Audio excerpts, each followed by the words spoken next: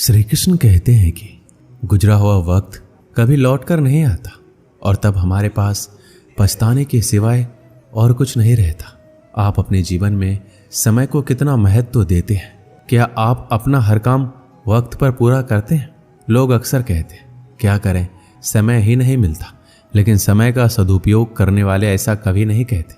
हम सभी के पास एक दिन में 24 घंटे का ही समय होता है। ये हम पर है कि हम उसका सदुपयोग करते हैं या दुरुपयोग।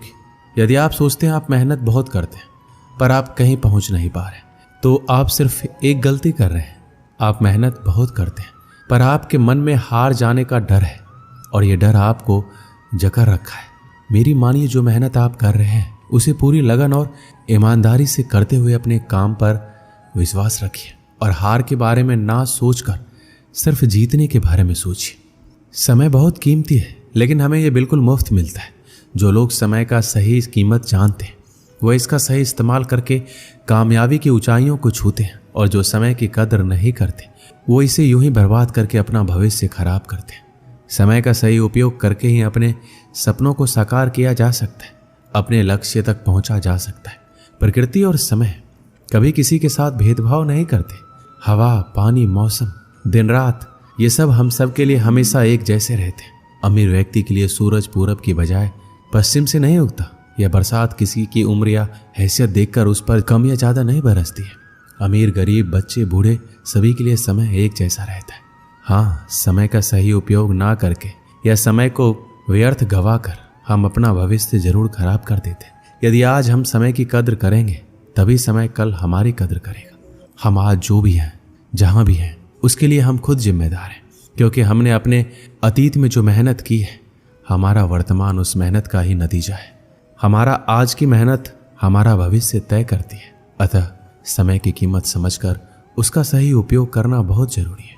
समय का सही इस्तेमाल करके देखिए, यह हमेशा स्वस्थ और समृद्ध बनाए रखेगा। आप समय का सिर्फ एक ही बार इस्तेमाल कर सकते हैं, क्योंकि गुजरा हुआ वक्त कभी लौट कर नहीं आता। यानी हम समय को रिसाइकल नहीं कर सकते। अतः कभी ये ना कहें कि ये काम अगली बार करेंगे। हो सकता है अगली बार आप वक्त गवा चुके हो और गुजरा हुआ वक्त आपसे कहे अब बहुत देरी हो चुकी है। यदि आप किसी को वाकई कुछ देना चाहते हैं तो उसे अपना वक्त दीजिए, क्योंकि साथ गुजारा हुआ वक्त अपने साथ खूबसूरत यादें सजा लेता है।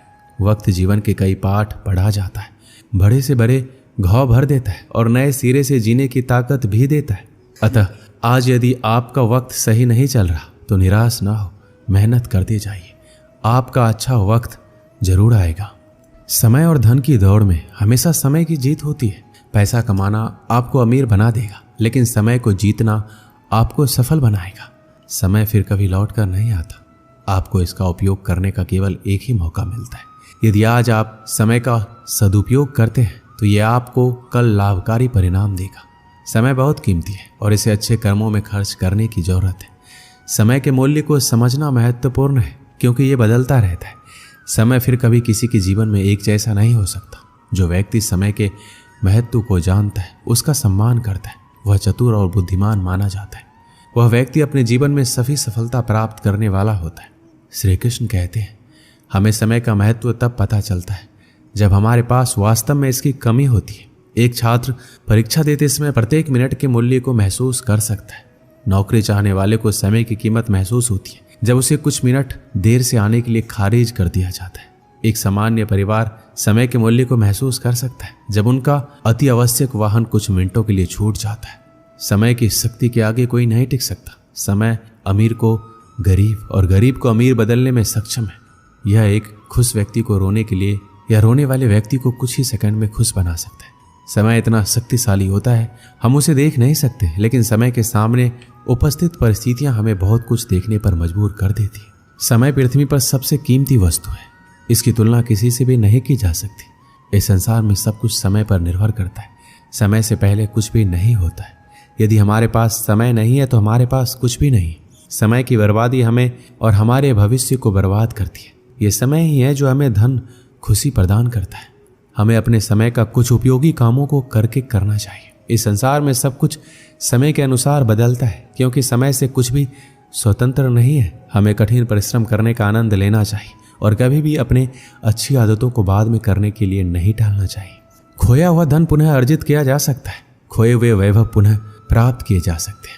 उचित चिकित्सा या संयम के बल पर खोए हुए स्वास्थ्य को फिर से बहाल किया जा सकता है। अभ्यास के द्वारा भूली गई विद्या को भी पुनः पाई जा सकती है, किंतु समय को एक बार खोने के बाद फिर से पाना संभव नहीं है, क्योंकि यह निरंतर गतिशील है। शरीर को स्वस्थ बनाने के लिए समय पर सोना, समय पर उठना और भोजन, व्यायाम तथा अन्य कार्यों को सुनिश्चित ढंग से समय पर करना आवश्यक है। धन दौलत को आप जमा करके रख सकते हैं, किंतु समय को नहीं। परिश्रमी व्यक्ति के पास कभी समय का अभाव नहीं होता, जबकि आलसी और कामचोर व्यक्तियों का जीवन परिनिंदा, निरुद्देश्य भ्रमण आदि निरर्थक कार्यों में बीतता है। आलस्य का परित्याग करके समय का सदुपयोग करने वाले व्यक्ति ही साहित्य के रचयिता, राष्ट्र नेता, महान वैज्ञानिक एवं कलाकार बन पाते। धैर्य करना दुनिया के सामने रोने से कहीं बेहतर है। लोग कहते हैं कि दर्द बताने से कम होता है, मगर यहाँ जिसे भी अपनी दर्द बताओ वही मजे लेता है। सबको अच्छा समझ लेना ये सबसे बुरी आदत है। आपके पास बस पैसा होना चाहिए, क्योंकि यहाँ भावनाओं को किसी की कोई कदर नहीं है। जो व्यक्ति अपने पास होने वाले चीजों से संतुष्ट नहीं है, उसे भविष्य में मिलने वाली चीजों से भी कभी संतोष नहीं होगा। दूसरों को अपनी जिंदगी में अगर कीमती बनाओगे तो आप खुद उनकी जिंदगी में सस्ते हो जाओगे। आप अपनी सेल्फ रिस्पेक्ट जितना गिराओगे, लोग आपको उतना ही मजबूर करेंगे। बुरा वक्त आपको कमजोर नहीं, सफल बनाता है। बस यही फर्क है कि हम उस बुरे वक्त में इसे कैसे हैंडल करते हैं। एक समय की बात है, जंगल में रहने वाला कालिया नाम का एक गीदड़ भूख से तड़पता हुआ खाने की तलाश में शहर आ पहुंचा। उसके शहर में पहुंचते ही कुत्ते उस पर भौंकना शुरू कर दिए, और यही नहीं, शहर के आवारा कुत्ते उसे घेर कर नोचने लगे। कुत्तों के डर से कालिया जान बचाकर भागा। भागते भागते जो भी दरवाजा पहला मिला उसमें घुस गया। जिसमें वह गीदड़ घुसा था वह एक धोबी का मकान था। आंगन में एक बड़ी कढ़ाई में धोबी नील घोलकर नीला पानी बनाया हुआ था। कढ़ाई नीले पानी से पूरी तरह से भरी हुई थी। जब गीदड़ डरा हुआ मकान के अंदर घुसा तो डर से भागते हुए नीले पानी से भरी हुई कढ़ाई में जा गिरा। वहां से निकला तो उसका रंग ही बदल गया था। वह बिल्कुल नीले रंग का हो गया था। नीले रंग में रंगा हुआ कालिया जब जंगल में पहुंचा तो जंगल में रहने वाले सभी जानवर उसे देखकर आश्चर्य में पड़ गए, क्योंकि उन्होंने आज तक इस रंग का जानवर नहीं देखा था। उसे विचित्र जीव समझकर शेर, बाघ और चीते भी डर डर के जंगल से भागने लगे। सबने सोचा, ना जाने ये विचित्र जीव कितना ताकतवर होगा, उससे डरने में ही हमारी भलाई है। जब कालिया ने सभी जानवरों को जंगल से डरकर भागते हुए देखा तो उसने उन्हें बुलाकर बोला, तुम मुझसे क्यों डर रहे हो? मैं तुम्हारी सुरक्षा के लिए आया हूँ। त्रिलोक के राजा ब्रह्मा ने आज ही मुझे बुलाकर कहा था, आजकल चौपाइयों का कोई राजा नहीं है, सिंह और मृगादि सब राजाहीन है। आज मैं तुम्हें उनका राजा बनाकर भेजता हूँ। तू वहां जाकर सबकी रक्षा कर, इसलिए मैं यहाँ आया हूँ। मेरी छत्र छाया में सब आनंद से रहेंगे। मेरा नाम मान सिंह राजा है। यह सुनकर शेर, बाघ आदि पशुओं ने कालिया नाम के गीदड़ को अपना राजा मान लिया और बोले, स्वामी, हम आपके दास हैं, आज्ञा पालक हैं। आज से हम सब आपकी आज्ञा का पालन करेंगे। कालिया ने राजा बनने के बाद शेर को अपना प्रधानमंत्री बनाया, बाघ को नगर रक्षक और भेड़िए को संतरी बनाया। अपने अमित्य गिदड़ों को जंगलों से बाहर निकाल दिया। उसने बात भी नहीं की। वो जानता था, बात करूंगा तो मेरी पोल खुल जाएगी। मैं एक गीदड़ हूं।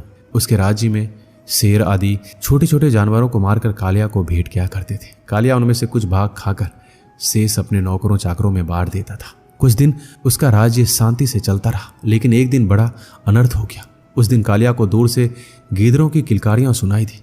उन्हें सुनकर कालिया का रोम रोम खिल उठा। खुशी में पागल होकर वह भी किलकारियां मारने लगा। शेर, बाघ आदि पशुओं ने जब उसकी किलकारियां सुनी तो वह हैरान रह गए कि यह कालिया ब्रह्मा का दूत नहीं बल्कि नीले रंग में रंगा मामूली गीदड़ है। अपनी मूर्खता पर लज्जा से सिर झुकाकर आपस में सलाह करने लगे, इस गीदड़ ने तो हमें मूर्ख बनाया है, इसे इसका दंड दो, इसे मार डालो। कालिया ने शेर, बाघ आदि की बात सुन ली। वह भी हैरान रह गया कि उसकी पोल खुल गई।